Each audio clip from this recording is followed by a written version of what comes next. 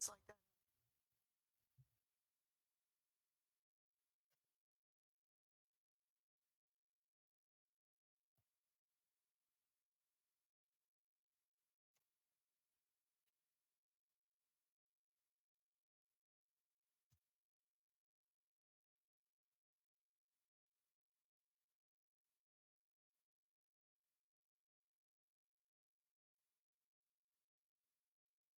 All right, the hour is upon us. Thank you, Commissioner Troxler. We may have found a permanent place for council and state meeting. Pretty nice in here. Everybody seems comfortable and it's got a lot of space. Outstanding. We'll begin this morning with Pledge of Allegiance. I pledge allegiance to the flag of the United States of America and to the republic for which it stands, one nation, under God, indivisible, with liberty and justice for all. Do we have anybody on the line, Kristen? Anybody here with us virtually? Governor Cooper, Josh Stein. Great. Thank you very much. All right, I'll now awareness and conflict of interest reminder. In accordance with the State Government Ethics Act, it's the duty of every council member to avoid both conflicts of interest and the appearance of conflict. If any council member has any known conflict of interest or is aware of the facts that might create the appearance of such a conflict with respect to any matters coming before the council today, please identify the conflict or the facts that might create the appearance of a conflict to ensure that any inappropriate participation in that matter may be avoided. If at any time any new matter raises a conflict during the meeting, please be sure to identify it at that time. Okay, we now have the minutes from the May 2nd, 2023 meeting. They have been sent to you and hopefully you've examined them. Do I have a motion for approval? Treasurer Falwell moves approval. Do I have a second? Second from Commissioner Causey. Further discussion or debate? Hearing none. All in favor say aye. Aye. All opposed, no. The ayes have it. The minutes have been approved. We now have interest matters. Treasurer Falwell. Thank you, Governor. The interest matter report for the month is an interest rate of 3.23%, and that is the interest matter report. Thank you, sir. We now have fire insurance matters. Commissioner Causey. Thank you, Governor. On the State Property Fire Insurance Fund, the fund balance at the end of April was $32.6 million. You can see the total income was $42.6 million, but we paid out losses of $23.2 million and some other expenses. And over on page 2 at the bottom, we paid out this one claim to A&T State University. This fire was caused by a candle, and the amount of the loss was $5,637.26. That one's been paid. On the two at the top, UNC Chapel Hill, that fire was caused by a mini refrigerator in McCall Hall, and that total loss there was $334,085.92. But the big one, item 2, is a big item. It was a laundry fire at Simpson Laundry, and we've had a lot of those with state properties in the past 2 or 3 years. We're checking into that from our risk management side. But this fire at Simpson Laundry, the total claims $4,703,374. So that is a huge claim. And I move that we pay both these claims. Been a motion from Commissioner Causey to pay these fire insurance claims. Is there a second? Second. Second by Commissioner Troxler. Is there further discussion or debate? Hearing none. All in favor say aye. Aye. All opposed, no. The ayes have it, and the motion is adopted. Thank you, Commissioner Causey. We now have Board of Transportation right-of-way matters. Heather Fulgham. Thank you, Governor. Good morning, Council. The Department of Transportation has 7 items for your consideration this morning. All of the items have been approved by the Board of Transportation and the Secretary of Transportation. And I'll be glad to take any questions about them. Any questions for Ms. Fulgham this morning? Do I have a motion? Secretary of State Marshall moves approval. Is there a second? Second by Commissioner Causey. Is there further discussion or debate?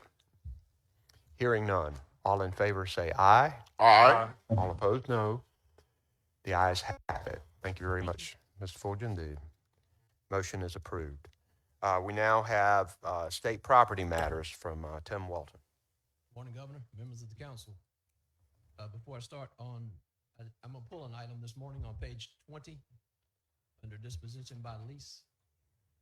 Item number 4.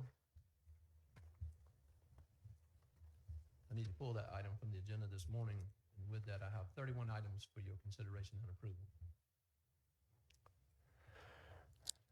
Questions for Mr. Walton?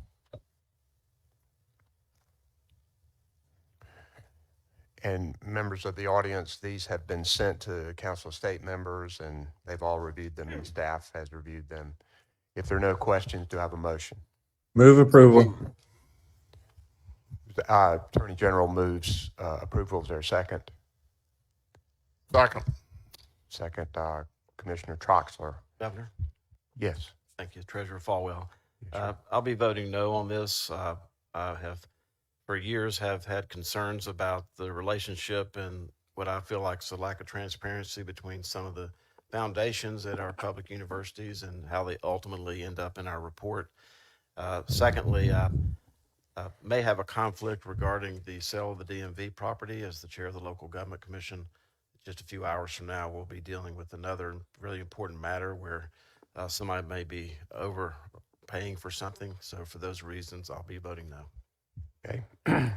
The motion is for approval of all the property matters except for item 4, which has been deleted. Is there further discussion or debate on this motion?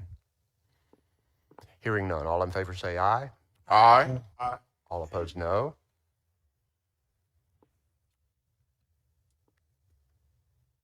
Okay. You vote no? Okay. Okay. I just want to make sure. The ayes have it.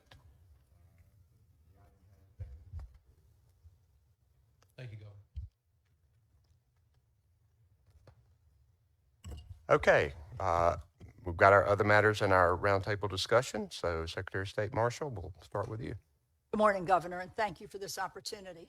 As North Carolina continues to make exciting business news, I'm sounding like a broken record, but I'm delighted to be that. New business creations continue to stay way above where they were when this period of escalation started in 2020.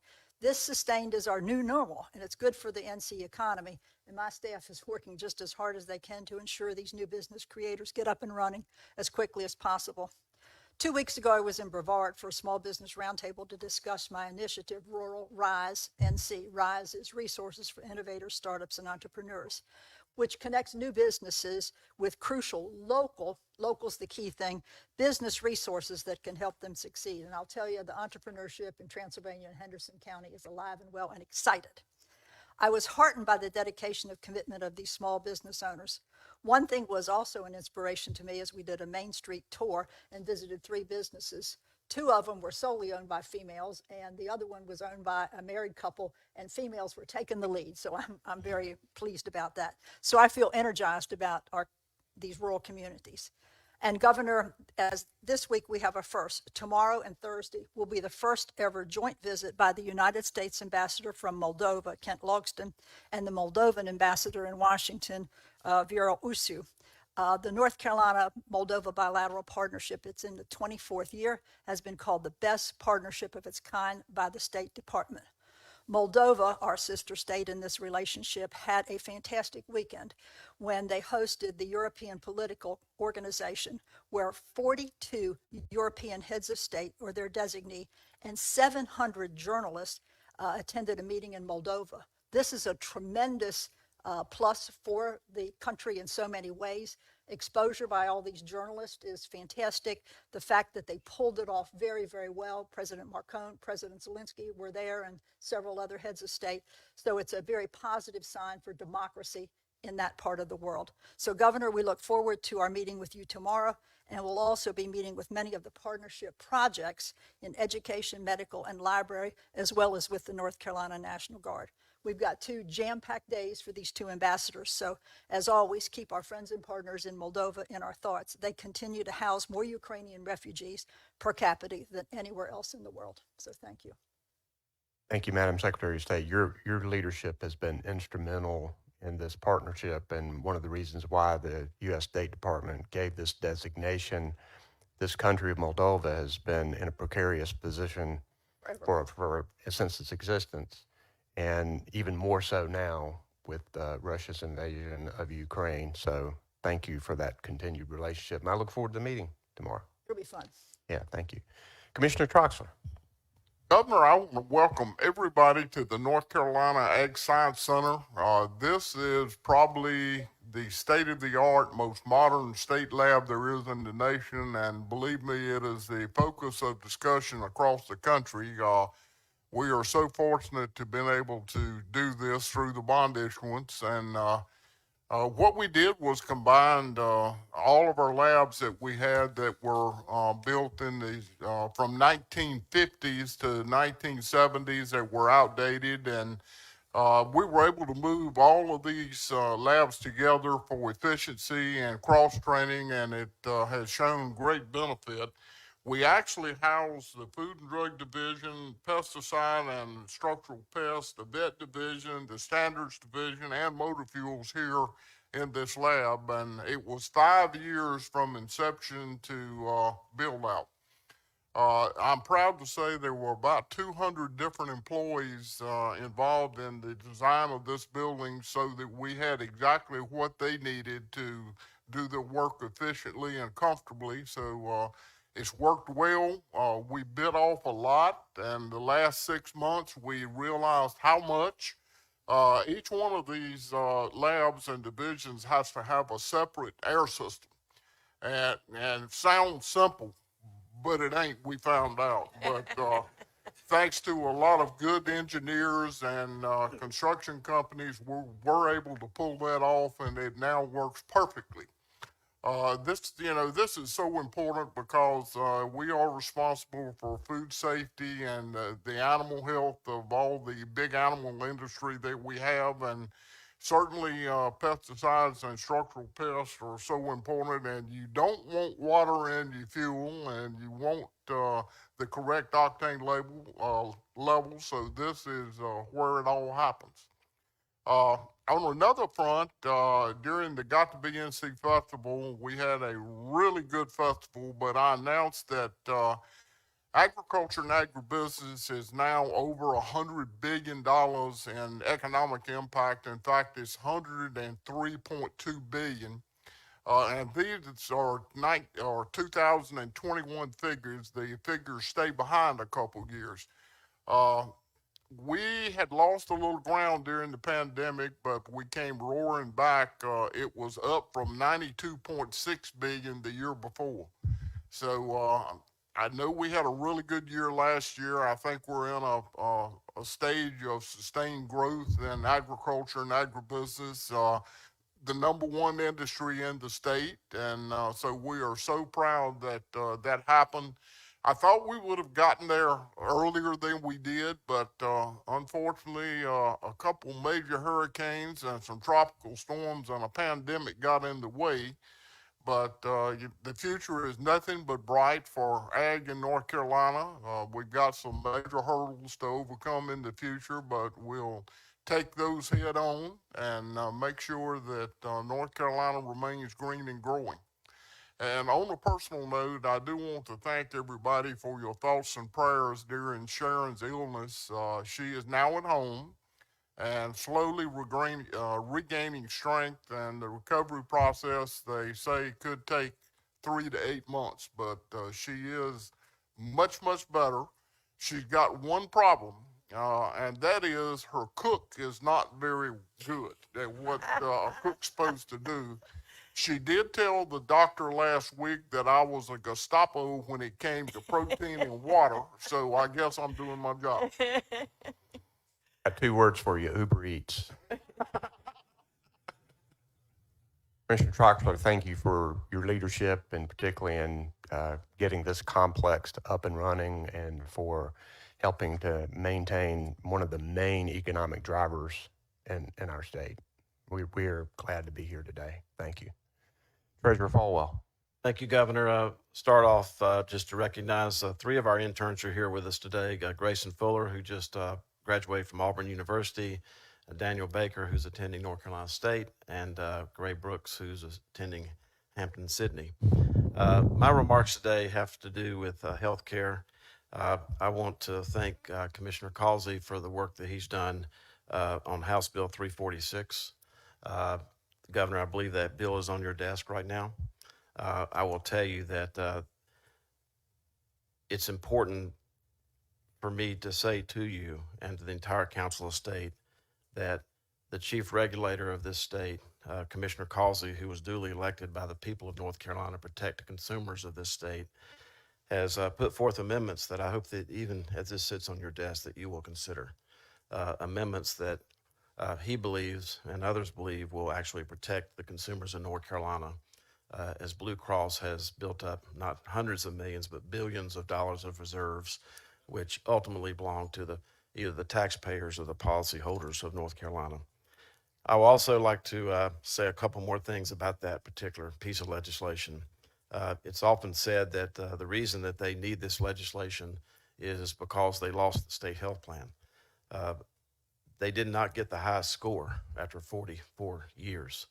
And the loss is a result of customer service. And I think that as you are pondering what to do with this legislation, hopefully taking in consideration Commissioner Causey's amendments, that you will also ask Blue Cross this simple question. Are there any more large customers that they are on the verge of losing? I think it's very important when you have a company of this size that has had a monopolistic market share in North Carolina, that those types of questions be not only asked, but also answered. It's very important.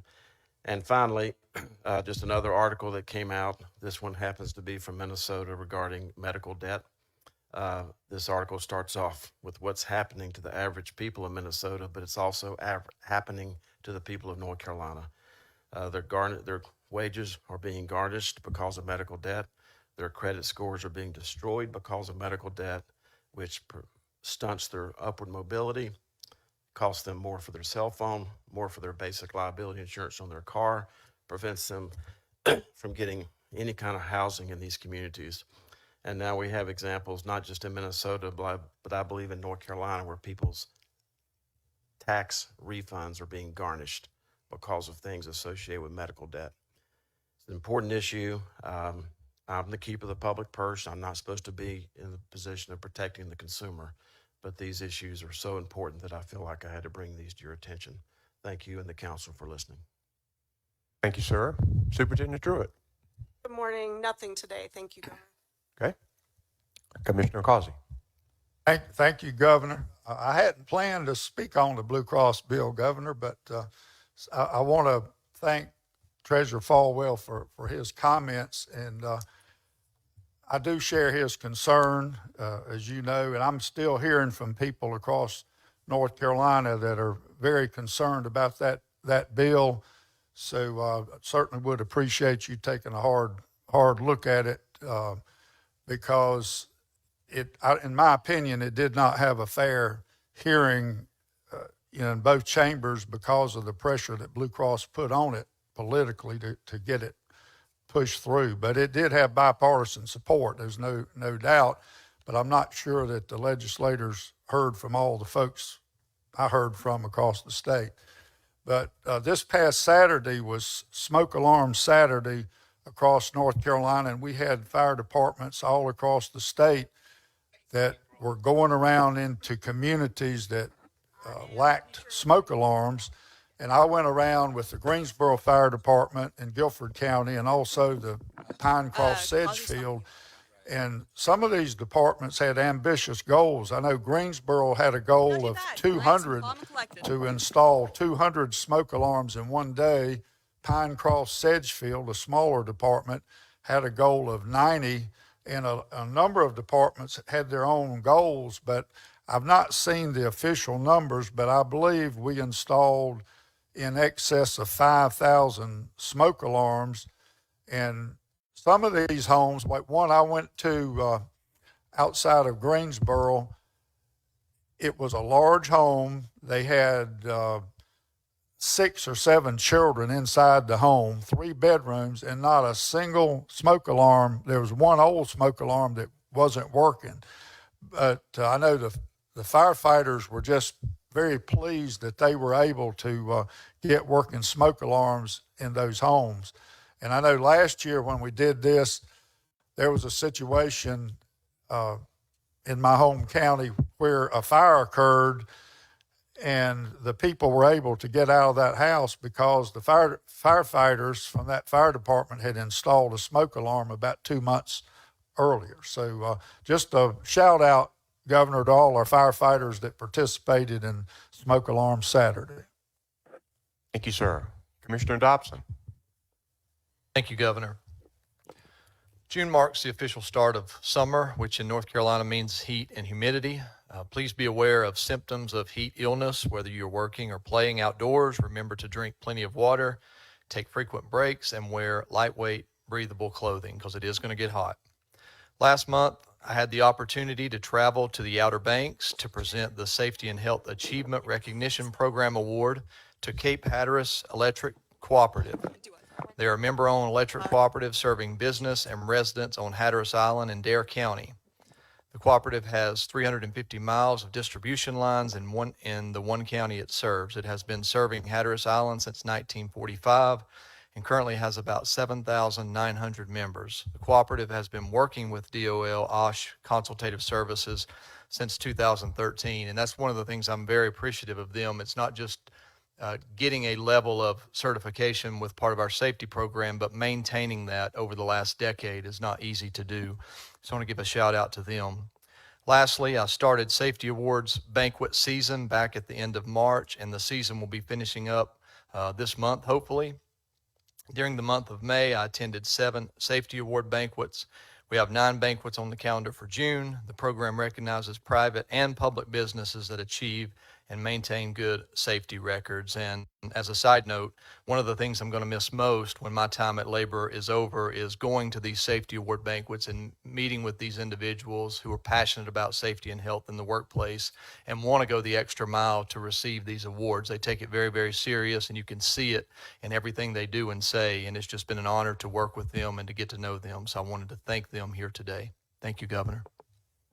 Thank you, sir. Auditor Wood. Good morning, Governor. Just to let the Council of State members know that the address for the State Auditor's Office has changed. We have occupied the old Revenue Building since 1999, thereabouts, and we are now located in the Albemarle Building on Salisbury Street, right across from the General Assembly. Interesting full circle. I started with state government under Treasurer Boyle in 1993. And my office was located on the 5th floor of the Albemarle Building. And I have come full circle. We occupy now the 4th and 5th floors in the Albemarle Building. So have come full circle in my career.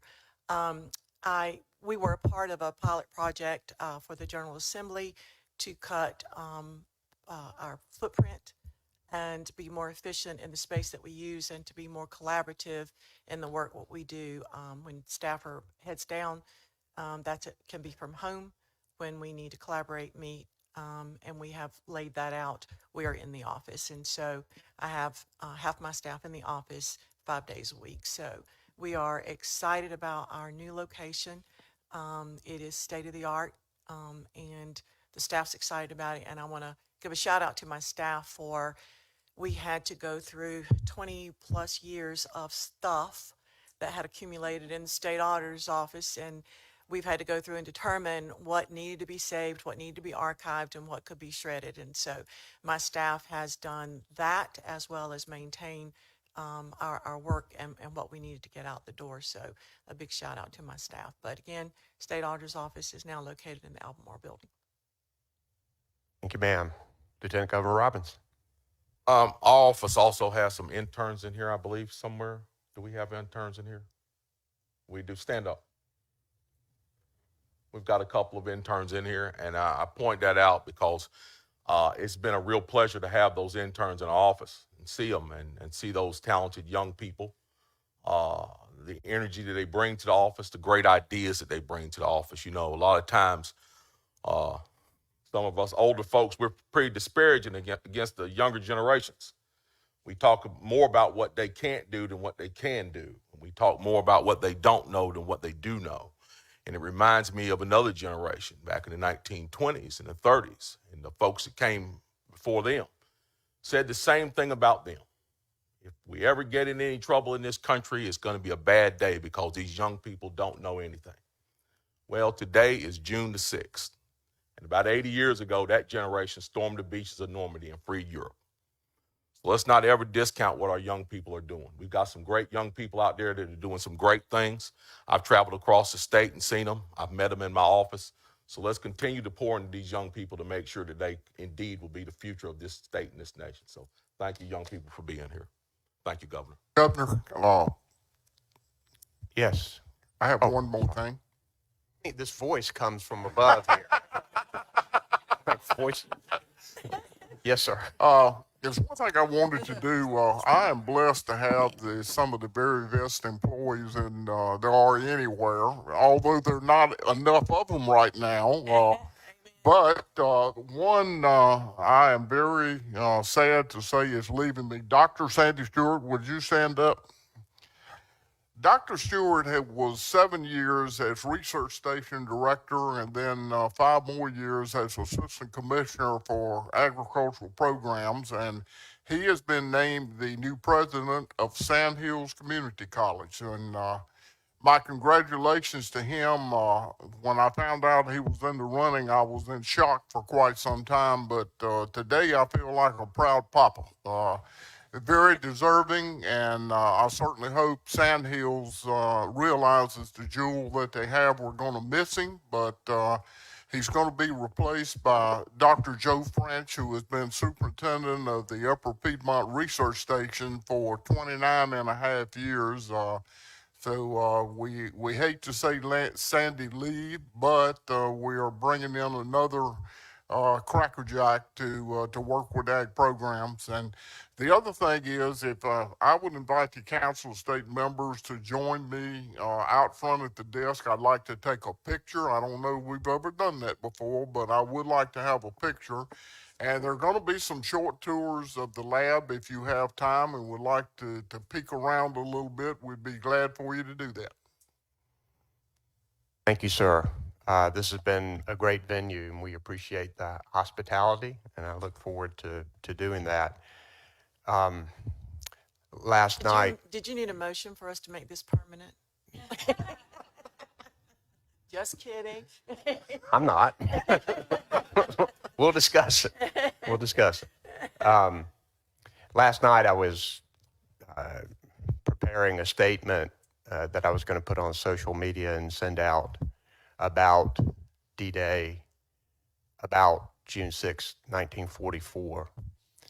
And I started thinking about what it would have been like to be a part of that frontal assault in the battle that essentially turned the war, World War II, so that we could make sure that hundreds of millions of people at home and abroad were free. And I'm profoundly grateful for that extraordinary courage and cooperation among many countries across the world, the Allies coming together and putting together the largest air, land, sea assault in the history of military operations, and to be able to do it in a way that made sure that we won that war and that we secured freedom. So I think all of us, regardless of politics, regardless of disagreements, I think we all agree that we owe our troops, active duty, all of our veterans who have passed or are alive today, our profound gratitude because of the freedom that they have given to us so that we can be here and argue these issues and that we can be here and disagree without fear about policy issues that affect everyday people.